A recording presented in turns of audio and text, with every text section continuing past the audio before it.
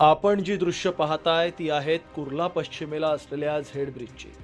हा पादचारी पूल असून सांताक्रूज चेंबूर लिंक रोडवर हा झेड ब्रिज आहे.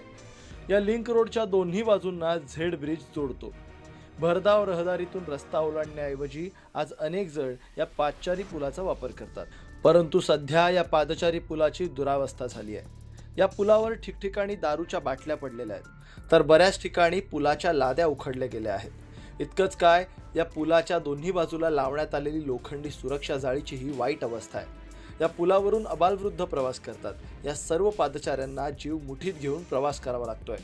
मुंबई महापालिकेच्या पूल विभागांतर्गत हा पूल येतो. पुलाच्या परिरक्षणाची जबाबदारी महापालिकेची असताना ते केलं जात नाहीये. या संदर्भात संबंधित अधिकाऱ्यांना संपर्क साधला असता त्यांनी प्रतिक्रिया देण्याचं टाळलंय. महापालिका आता तरी याकडे लक्ष देणार का, की कोणत्या दुर्घटनेची वाट महापालिका अधिकारी पाहत आहेत, हा प्रश्नच आहे. लोकमत मुंबईसाठी शुभम पाटीलचा रिपोर्ट, कुर्ला.